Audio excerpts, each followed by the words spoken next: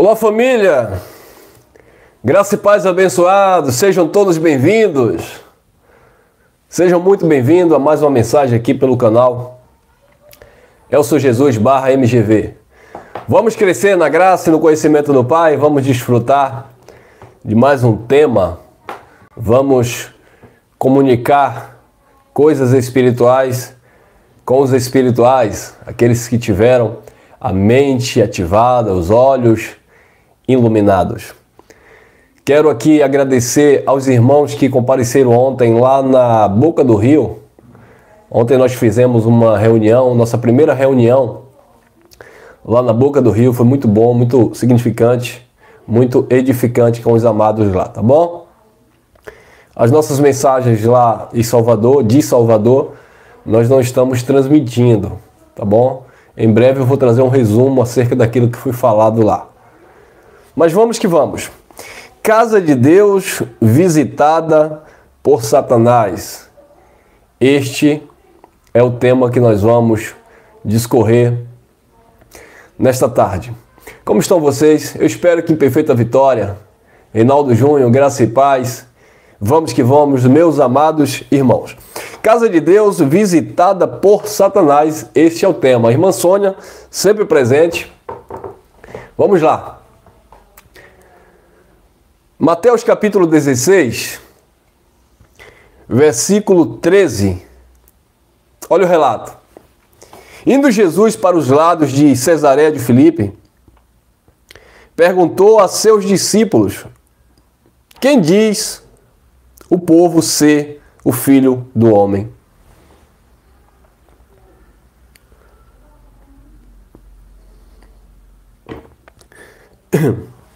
Então, Jesus fez uma pergunta aos seus discípulos. Então, os seus discípulos estavam ali com ele. Ele disse: o que é que o povo está dizendo acerca do Filho do Homem a meu respeito? Quem diz o povo ser o Filho do Homem? E eles responderam: uns dizem João Batista, outros Elias, e outros Jeremias ou algum dos profetas. Então, observe, amado, que a percepção das pessoas acerca de Jesus de Nazaré, ela variava muito. Então, havia muita contradição, né? Havia muitas informações acerca da percepção concernente a Jesus de Nazaré. Então, as pessoas, o povo dizia, olha, uns dizem que é João Batista, talvez que João Batista tenha aí ressuscitado dentre os mortos, visto que João tinha sido decapitado. Outros dizem que pode ser Elias, né? O Elias ressuscitou, possa ser Elias. Outros, Jeremias ou alguns dos profetas. Então, esta era a visão acerca dos judeus com relação a Jesus de Nazaré. Mas vós, então Jesus perguntou aos discípulos, o povo está dizendo isso, mas vós, continuou ele, quem dizeis que sou? Mas vós, continuou ele, quem dizeis que eu sou? Respondendo Simão Pedro, disse: tu és o Cristo. Então, observe, amado, o entendimento e a revelação que Pedro teve. Pedro já não estava vendo ali o Filho do Homem. Pedro já não estava enxergando ali o filho de Davi. Pedro estava vendo ali o Cristo. Ou seja, Pedro estava recebendo o entendimento do Pai, que aquele que estava ali, sabe, não era aquele envelope de carne, não era aquele homem, sabe, sofredor, não era aquele homem simples, não era aquele homem comum, não era mais um não era mais um profeta, não era nem mesmo o grande profeta Elias ou o maior profeta do Antigo Pacto, João Batista. O Pedro, ele disse: tu és o Cristo, o Filho do Deus vivo. Queridos, quando Pedro disse isso, é claro que ele não surpreendeu Jesus. Mas olha a resposta de Jesus. Então Jesus lhe afirmou: bem-aventurado és Simão Barjonas, porque não foi carne e sangue que te revelaram, mas meu Pai que está nos céus. Então, amado, não foi carne e sangue que revelou para Pedro que ali era o Cristo, o ungido de Deus, ou seja, o próprio Deus revestido de carne. Porque o Cristo é eterno, entende? Jesus de Nazaré morreu, Cristo não. Jesus de Nazaré sentiu dor ou dores, Cristo não. Jesus de Nazaré, ele teve sede, Cristo não. Jesus de Nazaré, ele estava limitado como qualquer um ser humano.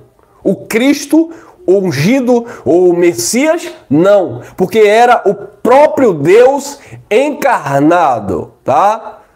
Não é reencarnado, para alguns que entrarem aí e interpretarem mal a minha fala. É encarnado, era Deus encarnado, Deus Emanuel, Deus no meio dos homens, entre os homens.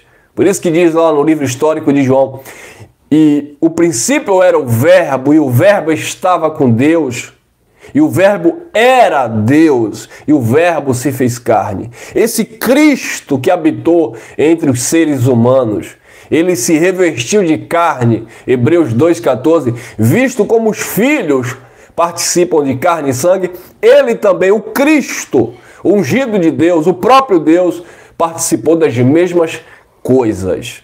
Então, Pedro disse: tu és o Cristo, o Filho do Deus vivo. Então Jesus afirmou: bem-aventurado és Simão Barjonas, porque não foi carne e sangue que te revelaram, mas meu Pai que estás no céu. Agora, observe, amado, imagine Pedro ouvindo isso da boca do próprio Cristo, do próprio Jesus ali. Pedro, não foi carne e sangue que te revelaste, mas o meu Pai que está no céu. Queridos, como todo ser humano, sabe, Pedro deve ter ficado ali meio que, sabe, andando nas nuvens, sabe, Pedro deve ter ficado ali cheio do eu, não, vocês viram aí, imagina o cenário. Não estou dizendo que Pedro fez isso. Isso nós vemos muito no sistema religioso.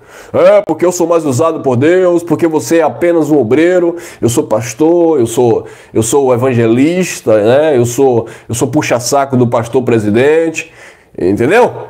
Eu conheço aí os mistérios, Deus me revela o profundo, oculto, escondido, oh glória! Imagine Pedro ali, não estou dizendo que Pedro fez, eu estou comparando com o sistema religioso atual em que nós estamos inseridos, né, dentro aqui deste contexto que nós batemos aqui seguro.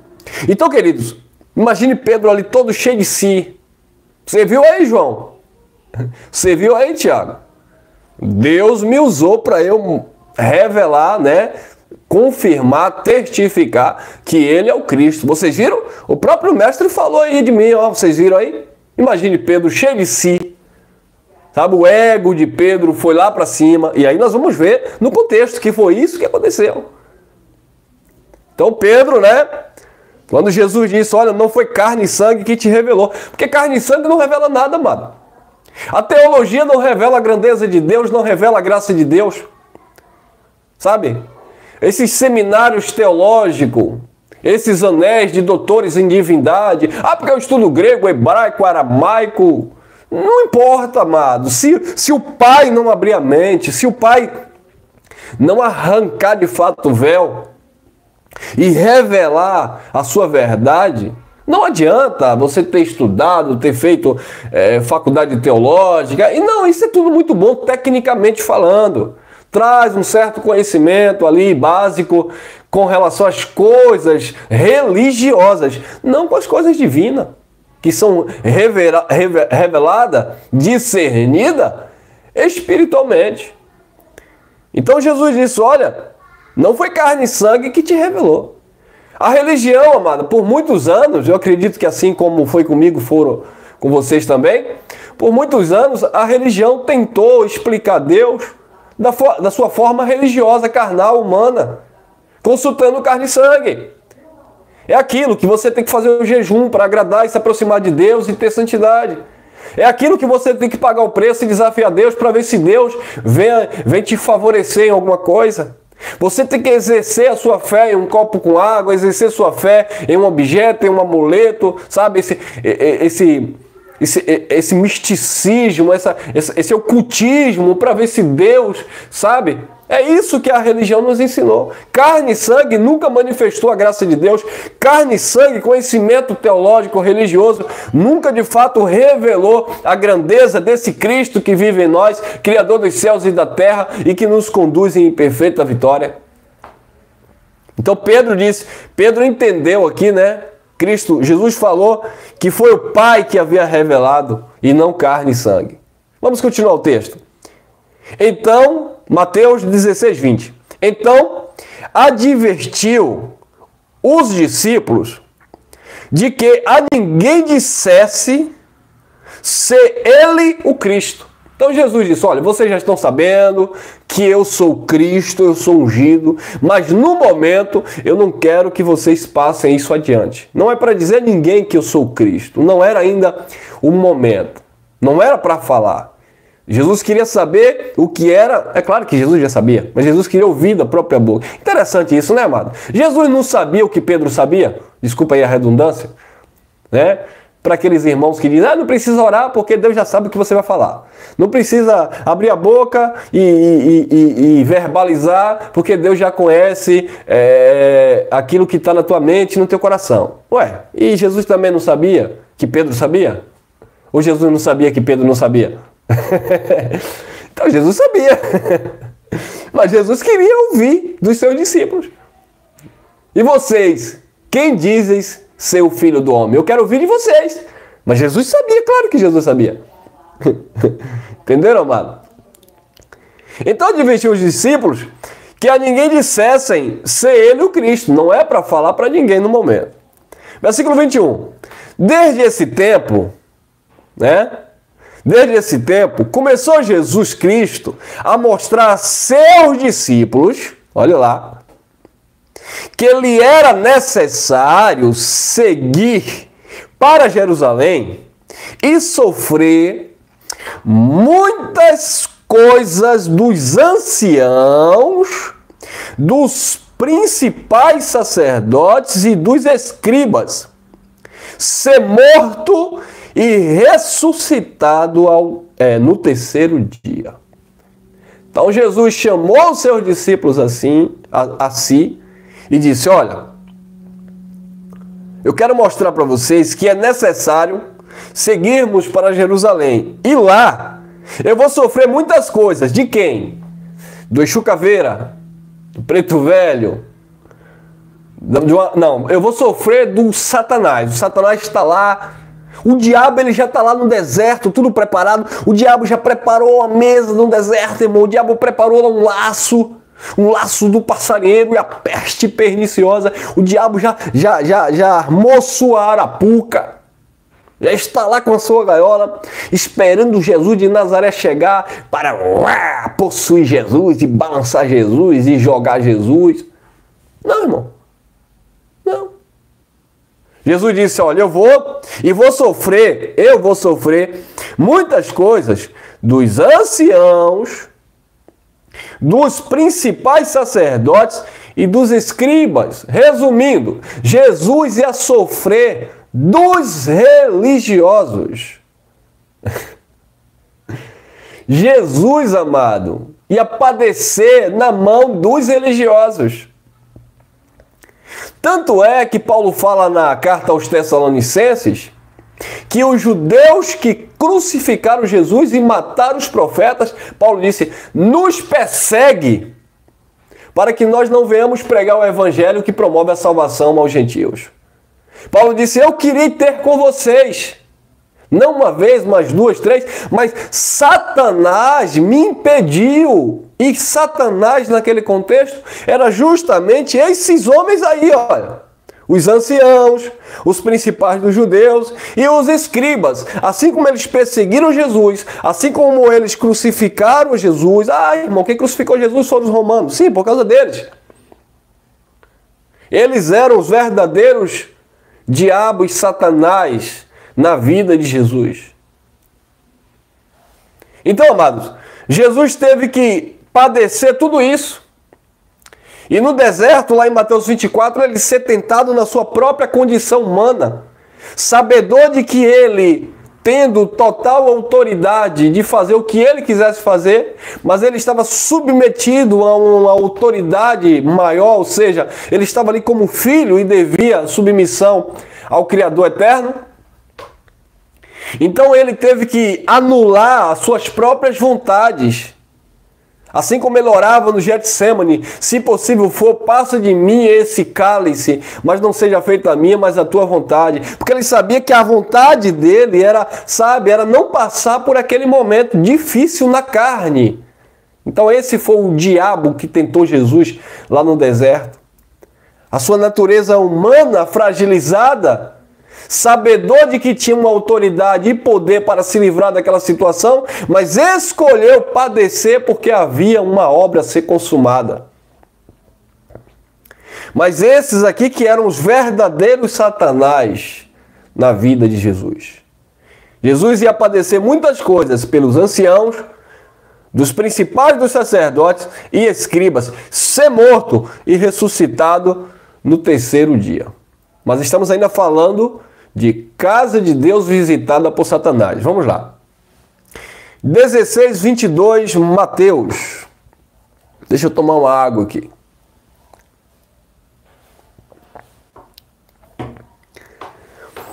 (16, 22, Mateus). E Pedro, chamando à parte, começou a reprová-lo, ou a repreendê-lo, dizendo, tem compaixão de ti, Senhor. Isso de modo algum te acontecerá. Isso não vai acontecer contigo.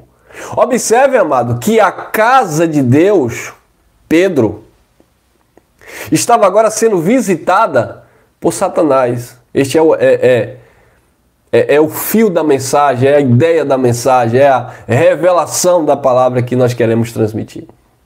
Pedro era a casa de Deus. Embora o Espírito Santo ainda não o habitasse, mas Pedro seria, a casa de Deus, porque Deus nunca habitou em templos feitos por mão de homem.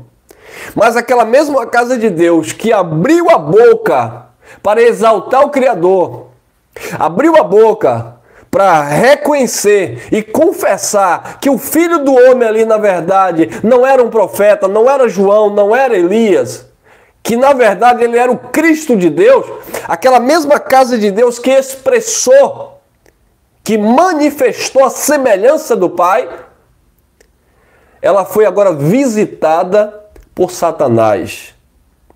Ela foi visitada agora, tomada por uma natureza e uma vontade carnal. Perceberam? A casa de Deus visitada por Satanás. Porque Satanás é tudo aquilo que se opõe. É o opositor à verdade de Deus. Então Pedro foi casa de Deus quando Pedro disse, tu és o Cristo, o Filho do Deus vivo. Mas ele se tornou Satanás quando ele disse, de maneira nenhuma, de modo algum, te acontecerá isso. Viu aí? Olha o que Jesus disse. Mateus 16, 23. Mas Jesus, voltando-se, disse a quem? A quem? Ô irmão, por que você não entende? Aí vem o religioso com as suas teses, Ô irmão, porque você não entende o mistério. Na verdade, quando Jesus olhou para Pedro, Jesus já não viu mais Pedro. Jesus já viu ali o Satanás que caiu do céu. É isso? Não, quando Jesus olhou ali, Jesus já viu o capeta na mente de Pedro, assim. Não foi nada disso. Não adianta a gente forçar o texto. Mas Jesus, voltando-se, disse a Pedro. Se fosse para Jesus dizer a uma entidade, se fosse para Jesus dizer uma suposta possessão maligna espiritual, Jesus teria direcionado a palavra para a entidade, ou para a possessão maligna, ou para o espírito que estaria ali usando Pedro. Mas não tinha nenhum espírito ali usando Pedro. Não tinha nenhum demônio ali usando Pedro. Não tinha nenhum diabo ali encarnado, né, em Pedro. Não, irmão. Mas a religião, amado, eles gostam de criar fantasias. E aí vai entrevistar um ser humano carnal, vai entrevistar uma pessoa que talvez esteja ali passando por problemas, não estão com a sua sã consciência, sabe? Pessoas fragilizadas emocionalmente, pessoas com problemas psíquicos, pessoas que se envolvem com droga ou muito álcool, que perdeu de fato as suas faculdades, o seu raciocínio, sabe? Perdeu o seu equilíbrio mental e psicológico. E aí ele chega, sai preto velho, sai demônio de não sei de quê, sai desse lugar, qual o teu nome? Primeiro que eles começam expulsando, né? Um monte de demônio. Sai não sei quem, sai tranca-rua, sai Exu pilantra, sai Exu caveira, sai não sei quem. Aí depois eles mesmos voltam. Não saiu ainda não? Então deixa eu ver. São Longuinho, quem é que tá aí? Então sai legião, sai o pai velho, sai a mãe velha. Não, Jesus não fez nada disso, irmão. Jesus não olhou para Pedro e disse, sai daí, casta de demônio, sai daí, legião de capeta. Não. Jesus olhou para Pedro. Assim como muitas vezes, amado, Jesus, o Cristo, que olha para cada um de nós, o Espírito queima, ministrando na nossa consciência, quando nós estamos andando em obras infrutíferas das trevas, ou praticando obras da carne, sabe, de uma natureza perversa, e o próprio Cristo olha para mim, para Elcio, e diz, opa, obra de Satanás. Olha para você e diz, epa, isso aí é obra do diabo. É algo que é contrário, opositor à minha vontade. Ô meu filho, é isso que Jesus está falando para Pedro. Ô meu filho, ô Pedrinho, ô Elcio, ô Maria, ô João, ô Fernando, ô meus filhos. Entenderam? Ou seja, Cristo vai sempre repreender uma atitude carnal, maligna em nossas vidas. Porque Ele quer que nós sejamos participantes da sua santidade. Deus vocacionou o seu povo com uma vocação santa. Ele não nos chamou para a impureza, para a promiscuidade, sabe? Ele nos chamou a viver uma verdade. É claro que nós somos limitados e muitas vezes saímos sim, erramos o alvo, pecamos nesse sentido. A vontade dele é boa, perfeita e agradável, mas a vontade humana, a vontade carnal, a minha vontade, não. E se a minha vontade não estiver alinhada com a vontade de Deus, ele vai sempre bradar, dizendo assim como ele disse para Pedro, dizendo em cada um de nós, na nossa própria consciência, meu filho, vocês não estão andando conforme a verdade. Mas Jesus, voltando-se, disse a Pedro, arreda Satanás, tu és para mim pedra de tropeço. Então quando a palavra diz, ó, não sejais pedra de tropeço, o próprio Pedro falava sobre isso, para que nós não sejamos pedra de escândalo, pedra de tropeço. Por acaso ele se referia a um ser espiritual, uma possessão maligna? Não, estava falando para o ser humano, para as pessoas, para que as pessoas não fossem pedra de tropeço, para não escandalizar o outro irmão. Entenderam, amados? Então Jesus disse, arreda Satanás, adversário. O que era adversário ali em Pedro naquele momento? Aquela palavra negativa, porque Jesus já havia dito que ele iria sofrer, né, muitas coisas dos anciãos, dos principais sacerdotes e dos escribas e ser morto e ressuscitar no terceiro dia. Mas Pedro não gostou.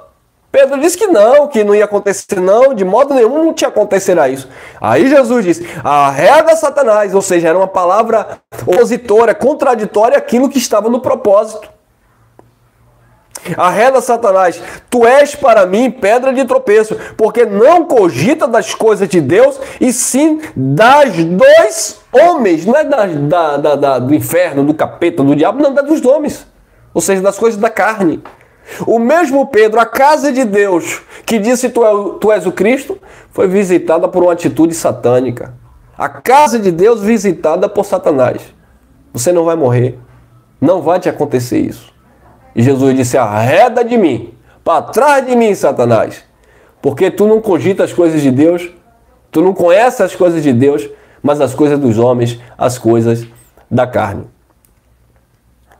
E aí Jesus já fecha o assunto, já dando, de fato, a ideia, né? E o entendimento de que era isso. Por quê?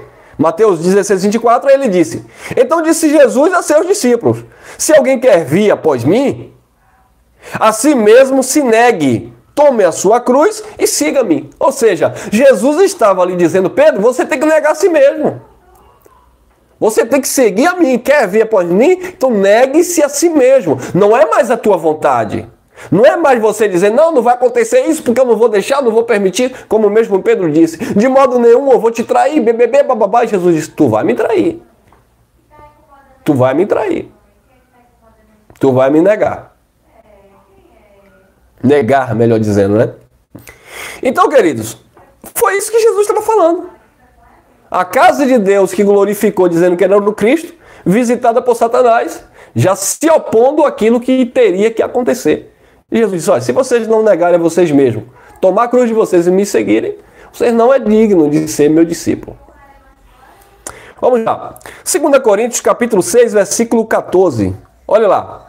Não vos ponhais em julgo desigual com ídolos. Não vos ponhais ou não vos associeis, né? Em julgo desigual com os incrédulos.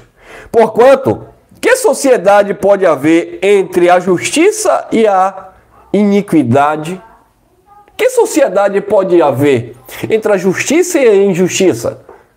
Não pode haver uma sociedade. O profeta Amós, né? Ele dizia, não andarão dois juntos se não houver sociedade, se não houver acordo. Como é que você vai dizer que anda com Deus? É claro que ele está nos filhos, ele habita pelo Espírito. Mas como você vai dizer que anda na vontade de Deus, que está com Deus, que está sendo aprovado por Deus, se você não anda, ou você segue esse padrão aqui que o apóstolo Paulo falou? Não vos ponhais em julgo desigual com os incrédulos. Porquanto, que sociedade pode haver entre a justiça e a iniquidade? Então o camarada pratica iniquidade, pratica obras ímpias, e ele diz que é vontade de Deus, que é propósito de Deus, porque da soberania de Deus, que Deus é soberano, todos nós sabemos. Agora que ele deu a responsabilidade ao ser humano, principalmente aos seus filhos, deu. Eu não tenho que me preocupar porque Deus é soberano e Deus já preparou todas as coisas e Deus já escreveu todas as coisas. A minha preocupação como filho é se eu estou me sujeitando a uma palavra revelada no meu espírito. Porque o culto é racional, então eu não tenho que tentar supor aquilo que Deus quer, aquilo que Deus preparou, aquilo que talvez tenha acontecido. Não. O culto é racional, eu entendo a palavra, Deus manifesta a sua vontade na minha vida, e ele diz que não pode haver, né? Não estejamos ligados, não vos ponhais a um julgo desigual com os incrédulos, porquanto que sociedade pode haver entre a justiça e a iniquidade? Ou que comunhão da luz com as trevas? Não tem comunhão a luz com as trevas. Luz é luz, treva é treva. Ah, mas foi Deus que criou a luz, que está escrito em Isaías capítulo 45, versículo 7. Ah, foi Deus que criou as trevas porque está escrito que ele criou o bem e o mal. Claro que sim, mas ele disse para eu não andar nas trevas. Ou ele disse para você andar nas trevas? Que Deus criou a luz e as trevas, eu sei. Que Deus criou o bem e o mal, eu sei. Mas ele mandou você andar no mal? O mal já, por si só, essa natureza humana se inclina, mas não é para andar no mal. Deus mandou você andar nas trevas? Não, das trevas ele nos resgatou. É para voltar para as trevas? Porque Deus criou as trevas e a luz, porque Deus criou o bem e o mal? Aí eu vou andar no mal e andar nas trevas porque Deus criou tudo? Não, Deus criou tudo, mas não mandou eu andar nelas. Entenderam, amados? O problema é que o ser humano está querendo tomar o lugar de Deus. Nós somos filhos. Criação sua. Ele é o Criador. Vamos lá. 15. 2 Coríntios 6,15. Tem mais. Amém. Glória a Deus. Fico feliz pelos irmãos, poucos irmãos que têm acompanhado as nossas mensagens, mas estão aí sintonizados, recebendo a palavra e têm, de fato, sendo edificados. 15. Que harmonia entre Cristo e o maligno. E aí?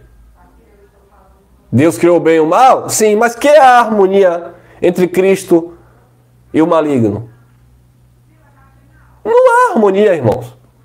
Não há comunhão entre Cristo e o maligno. Mentir é benigno ou maligno? Maligno. Foi Deus que criou a mentira? Não, Deus não criou a mentira. A mentira é procedente do homem. Jesus disse para os judeus que não estavam recebendo a sua palavra: vocês não recebem a minha palavra, João 8, 42 em diante. Vocês não recebem a minha palavra, vocês não podem me ouvir, porque vocês têm por pai o diabo, que foi homicida e pai da mentira desde o princípio. Falando de uma natureza caída, herança adâmica. Filho do maligno. Então não posso dizer que a mentira procede de Deus, porque Deus criou o bem e o mal. Eu tenho que ver Deus como Ele é, e me ver como eu sou e entender todo esse projeto de Deus. Não estou aqui de forma alguma anulando a soberania de Deus. É como alguns irmãos aí têm insistido. Então a carne é mais poderosa do que Deus porque eu erro, então Deus não tem controle da minha carne? Deus tem controle da minha carne, sim. Ele dá vida, ele tira a vida a hora que ele quer. Ele tem total controle no sentido de criador como ele é e senhor sobre tudo e sobre todos. Só que ele, por ser tão justo, tão soberano, e isso não afeta a sua soberania, ele pegou essa carne, né, e principalmente para os filhos, ele deu a consciência de que essa carne não acerta, vive no erro, é fraca. O próprio Jesus disse: as palavras que eu vos digo são espírito e vida, a carne para nada presta. Orai e vigiai, porque o espírito está pronto, mas a carne é fraca. Entenderam, amados? Mas foi Deus que criou tudo? Sim. Ele é soberano? Sim. Mas ele nos deu uma conscientização, uma racionalidade do que é certo, do que é errado, do que nós devemos praticar. Que harmonia entre Cristo e o maligno?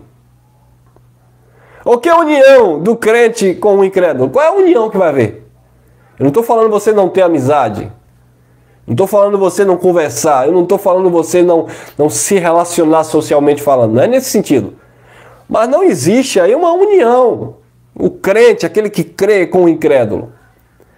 Por que é que nós que cremos na mensagem da graça de Deus, nós não conseguimos ter união? Comunhão de Cristo, amor de Cristo é uma coisa. Mas estar unido, comungando, falando a mesma linguagem, não tem como com aquele do sistema religioso. Porque enquanto nós entendemos que nós somos a casa de Deus, eles estão dizendo que a casa de Deus é o templo. Enquanto nós estamos falando e entendendo que nós não estamos debaixo de pecado e não há condenação nas nossas vidas, eles estão dizendo que tem que pagar o preço porque senão vão para o inferno. Então não tem nenhum tipo de união do crente com o incrédulo. Infelizmente não tem. E é por isso, amado, que na nossa caminhada de fé, em graça, nós vamos, infelizmente, perdendo algumas amizades. É triste isso. Irmão, mas eu não quero perder. Então, assim, você, para não perder certas amizades, eu te dou um conselho. Ou você não toca no assunto, se você não quiser, porque a verdade vai incomodar aquele que anda no engano. Ou você não toca no assunto, ou você, de alguma forma, se afasta dessa pessoa. Porque assim, como disse Paulo, Gálatas 2,10, se fosse para agradar os homens, eu não seria servo de Cristo. Então, todos aqueles que chegarem até a minha pessoa, eu não vou invadir privacidade de ninguém. Mas se abrirem comigo, se assistirem uma mensagem aqui, ligarem para mim, pode ser meu amigo, meu irmão de fé, camarada. Mas se me ligarem, perguntar, mas por que você está dizendo que não existe diabo, por que isso e aquilo? Eu vou falar a verdade. Então eu não vou ser mais seu amigo, eu não vou nem te dar mais a paz do Senhor. O problema é seu, mas eu vou falar a verdade. Mas tem gente que fica, não vou falar não, porque vai criar inimizade, que BBB, papá. Então não fale. Que é a harmonia entre Cristo e o maligno? O que é a união do crente com o incrédulo? Então siga a paz com todos, né? Como disse o escritor dos Hebreus, e a santificação, sem a qual ninguém verá o Senhor. Claro que ver ali era a manifestação da sua vinda, estava dentro daquele contexto da escatologia ali, do fim dos tempos. Mas no nosso caso, meu amado, não adianta você ficar brigando, sabe, discutindo. Não. Chegou até você, você percebeu, você vai discernir o Espírito, tem a mente iluminada, está absorvendo o assunto, tá recebendo a palavra, pronto. Mas não quer nada e já vem para cima de você na carnalidade, já vem para cima de você, sabe, te crucificando, então deixa quieto. 2 Coríntios 6,16. Que ligação há entre o santuário de Deus e os ídolos? Porque nós somos santuários do Deus vivente, ou seja, templo do Deus vivente. Como ele próprio disse, habitarei e andarei entre eles. E o correto seria neles, né? Em outra tradução. Serei o seu Deus e eles serão para mim o meu povo. Então, que consenso tem? Que ligação há entre o santuário de Deus e os ídolos? Percebe? Então, muitas vezes, a casa de Deus está sendo visitada por Satanás. Quando os filhos de Deus, que são casa de Deus, são templos de Deus, estão envolvidos com idolatria. Leva essa rosa. Leva essa água benta. Leva essa folha de arruda, coloca atrás da orelha, suba a escada de joelho. Isso é idolatria, irmão. Vai admirar lá uma imagem de escultura, ou um pastor, ou um profeta. Isso é idolatria. Então, que ligação há entre o santuário de Deus, nós que somos santuários, templo de Deus, com os ídolos? Tudo isso é ídolos. Ídolos que se levantam. Então, muitos filhos de Deus, embora sejam casas de Deus, estão sendo visitados por Satanás, ou seja, estão praticando aquilo, assim como Pedro, que é oposto, que é contrário à vontade de Deus. E Deus disse, Jesus disse, arreda de mim, Satanás. Tiago capítulo 4, versículo 1, disse Tiago, de onde procedem guerras e contendas que há entre vós? De onde? Dos demônios que possuem vocês? Foi do Satanás que possuiu Pedro, quando Pedro disse, não, Senhor, não vai acontecer isso contigo de modo nenhum? Foi isso, Tiago? Não, isso é o que os homens dizem, mas o que a palavra de Deus diz, não. Olha lá. De onde procedem guerras e contendas que há entre vós? De onde, senão dos prazeres que militam na vossa carne? Vem dos prazeres, das paixões que militam na carne de vocês. Mesma coisa falou o apóstolo Paulo, Gálatas capítulo 5, versículo 16 em diante. Quando Paulo diz que há uma luta constante a carne contra o espírito. Eles militam um contra o outro. A vontade da carne é uma, é perversidade, é iniquidade. A vontade do espírito é justiça, é verdade. A vontade da carne, sabe, é maligna. É contrária à vontade de Deus. A vontade do espírito é a paz, é a justiça, os bons frutos. Então, há uma luta. Entenderam, amado? Então, Deus quer que os seus filhos tenham discernimento e consciência para saber escolher e andar naquilo que é correto. Mais uma vez eu digo, mas não foi Deus que criou todas as coisas porque Deus é soberano? E sim, Deus criou todas as coisas, mas Ele está dizendo qual é a vontade que Ele quer para o seu filho. Ele está falando a vontade que Ele quer para o seu povo. Ou não? Então, de onde procedem as guerras e contendas que há entre vós? De onde, se não dos prazeres que militam na vossa carne? Não vem de outro lugar, só vem da carne. As guerras, contendas, homicídios. Estou tomando a frente aqui? Ah, não, tá certo. Então de onde? Vem da carne. Por quê? Porque casa de Deus sendo visitada pelas atitudes carnais, sendo visitada por Satanás, pelo diabo, que é carne. Olha lá, 4:7. Sujeitai-vos, portanto, a Deus. Ou, casa de Deus, santuário do Espírito, sujeitai-vos a Deus. Ou, espíritos aperfeiçoados, sujeitai-vos a Deus. Mas resisti ao diabo, carne, sentimentos, paixões, concupiscências, inclinações. E ele, essas paixões, esses sentimentos,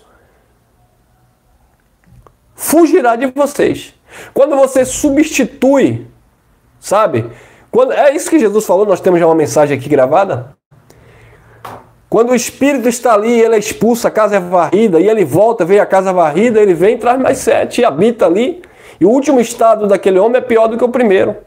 Mas quando você substitui aqueles sentimentos perversos, aqueles sentimentos carnais, aquelas atitudes ímpias, e você se enche do Espírito, por isso que Paulo disse, Efésios 5:18, não vos embriagueis com vinho onde há contenda, carne, doutrinas, sabe? Sentimentos facciosos, diabo. Mas enchei-vos do Espírito. Quando você se enche do Espírito, não há lugar para essas paixões te dominar. Então é isso que Tiago disse. Sujeitai-vos, portanto, a Deus, mas resisti ao diabo, a essas paixões, e essas paixões, essas inclinações, vai fugir de vocês. Ou não aconteceu isso com a sua vida? Pense em algo que você não conseguia viver sem praticar. E aí o Espírito veio, a graça, a revelação, te educou, te limpou, e hoje você tira de letra, aquilo não traz nenhum tipo de cobiça mais, aquilo não te derruba mais. Viu aí? Efésios 2:24, ou 4:22, melhor dizendo. No sentido de que, quanto ao trato passado, olha lá, vos despojeis do velho homem, que se corrompe segundo as concupiscências do engano. Olha lá. Quanto ao trato passado do velho homem, é para você se despojar, arrancar essa capa, lançar fora, é isso que Paulo estava falando. Que se corrompe segundo as concupiscências do engano. É engano, irmão. Concupiscência da carne, altivez, soberba, cobiça dos olhos, homicídio, adultério, suicídio, tudo coisa impregnada nessa matéria caída, fragilizada. Então é isso que o Evangelho nos ensina. Eu não posso anular o Evangelho, a verdade de Deus, a vontade de Deus para as nossas vidas, para sustentar uma ideia usando textos fora do seu contexto, dentro do seu contexto, para dizer que porque Deus é soberano, então é Deus que manda na minha carne, é Deus que me governa, então tudo que eu vier a fazer é porque eu estou no centro da vontade de Papai do Céu. Sim, se ele preparou o vaso de ira para aquele fim, vaso de desonra para aquele fim, é exatamente aquilo que vai acontecer com aquele que está preparado para aquele fim. Mas você é aquilo? Você se vê como aquilo? Você se vê como um vaso de desonra? Você se enxerga como um filho da perdição? Você se enxerga como alguém que Deus vai lhe usar para fazer o mal a alguma pessoa? Para você dizer que você fez, ou se você vier a fazer, é porque é vontade de Deus na sua vida? Não. Então pare de olhar. Eu estou falando isso para aqueles que pensam desta forma, tá? Então, parem de olhar para aquele que faz o mal e dizer que é Deus fazendo o mal através daquela pessoa, porque Deus é soberano. Porque se aquela pessoa está fazendo o mal e Deus determinou aquilo para aquela pessoa, você que conhece o Evangelho, eu acredito que você não quer ser aquela pessoa. Ou você acredita que sim? Tá? Então fica aqui o recado. Efésios 4:25 ao 27. Por isso, olha lá. Por isso, deixando a mentira. É para deixar a mentira ou é para continuar com a mentira? Lembra que Jesus disse, vocês têm por pai o diabo, que é homicida e pai da mentira. Vocês são mentirosos. Aí Paulo disse para os filhos de Deus, deixando a mentira. Então, filho de Deus não é para andar na mentira. Se anda na mentira, está andando em uma obra da carne. Está sendo visitada por Satanás? Por isso, deixando a mentira, fale cada um a verdade com o seu próximo. Por quê? Porque somos membros uns dos outros. Irai-vos e não pequeis. Não se põe o sol sobre a vossa ira. Nem deis lugar ao diabo. Então o que é diabo aí? O que é não dar lugar ao diabo? Aquilo mesmo que Tiago falou. Sujeitai-vos a Deus, resistir ao diabo, às paixões carnais, e essas paixões, esses sentimentos, vai deixar vocês, vai fugir de vocês. Então Paulo disse, não dê lugar ao diabo, porque uma vez que eu pratico a mentira, uma vez que eu deixo o sol, né, supor, né, não se ponha, se pôr, uma vez que eu deixo o sol se pôr sobre a minha ira, ou seja, eu guardo rancor, ressentimento, eu estou dando lugar ao diabo. E Paulo disse, não deis lugar ao diabo.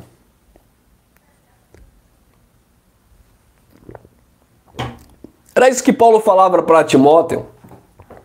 Faça morrer as paixões e as concupiscências. O exercício corporal para pouco aproveita, a piedade para tudo é proveitosa. Esse é o ensinamento do Evangelho. 1 Coríntios 6, 17 e 18. Mas aquele que se une ao Senhor é um espírito com Ele. Está unido ao Senhor é Espírito. E o Espírito se inclina para as coisas do Espírito. Fugir da impureza. Qualquer outro pecado que uma pessoa cometer é fora do corpo. Mas aquele que pratica a imoralidade peca contra o próprio corpo. 6, 19, 1 Coríntios. Acaso não sabeis que o vosso corpo é santuário do Espírito Santo que está em vós, o qual tendes da parte de Deus, e que não sois de vós mesmos? Vocês não sabem disso? Vocês não sabem que o corpo de vocês é santuário do Espírito? Que o Espírito de Deus habita em nós? Então como é que eu vou praticar a iniquidade e dizer que é a vontade de Deus? Se o Espírito habita em mim, Deus não quer que eu pratique essas coisas. Viu aí que há uma brecha aí, há uma legalidade aí, há uma malícia aí. Entenderam, amados? E aqui nós encerramos. Porque fostes comprados por preço, ou por bom preço, né? Agora, pois, glorificai a Deus no vosso corpo. Fostes comprado por bom preço. Claro, falando daqueles que ele comprou ali debaixo daquele contexto pactual. Glorificai a Deus no vosso corpo. E nós? Nós precisamos glorificar Deus no nosso corpo. Alguém vai me dizer, não, irmão, porque adoração é em espírito, é verdade. Deus não olha para a tua carne, Deus não olha para o teu espírito. Eu tenho essa mensagem aí, eu recomendo, amado. Se eu não me engano, o título é esse. Deus te vê segundo a carne? Sim. Eu acho que o título é esse. Deus te vê segundo a carne, sim. Porque muitos usam aquela passagem de Paulo em 2 Coríntios 5,16. A ninguém conheçamos segundo a carne, e ainda que tivéssemos conhecido Cristo segundo a carne, agora já não conhece desse modo. Aí diz assim, não, você não pode olhar para mim segundo a carne, porque Deus quando olha para mim vê o meu espírito, eu sou perfeito no espírito, não há condenação no meu espírito, bbb, bababá, bbb, bababá. Sim. Mas eu preciso, através do meu corpo, ou seja, dessa minha vida, biologicamente falando, glorificar Deus, porque dentro deste corpo está a presença do Pai, não na carne, mas no espírito. Aquele que se une ao Senhor se tornou um só espírito com Ele. Enquanto eu estiver vida, né, humanamente falando, eu preciso representar bem a minha pátria, o reino ao qual eu acredito que eu pertenço. Eu preciso glorificar o Pai Eterno através desse instrumento corporal. Então,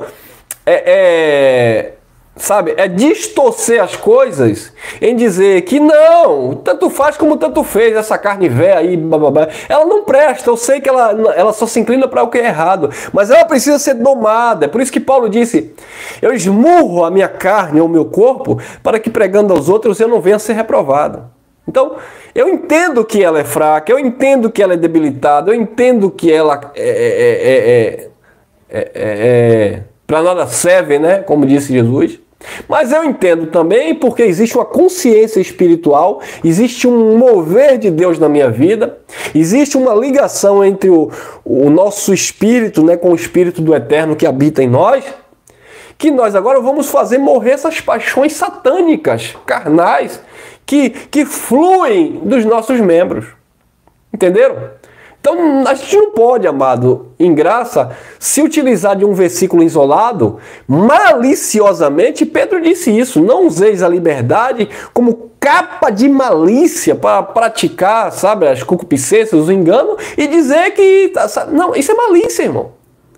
Imagina, não, irmão, você está perfeito, você é um espírito perfeito, Deus habita em você, a tua carne não vai para o céu, vai para o céu o teu espírito. Então, meu irmão, não se preocupe não, pode viver a vida que você quiser, se encha de cachaça, de droga, você vai acabar com a sua saúde, você vai acabar com a tua racionalidade, você vai acabar com os teus neurônios, você vai acabar com os seus pulmões, você vai acabar com os teus órgãos, você vai destruir família, você vai se destruir, enfim.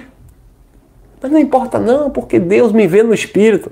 Oh, irmãos, não useis da liberdade para dar ocasião à carne, irmãos.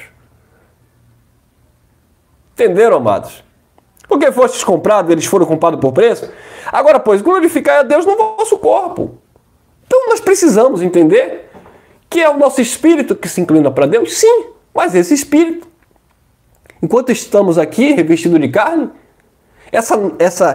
esse corpo, né, não vou dizer a natureza humana, mas esse corpo ele tem que ser domado, sabe, a ser guiado pelo Espírito, a ser direcionado pelo Espírito, e não você viver dando ocasião, sabe, a esses membros, que é como o Tiago disse: de onde vêm as guerras?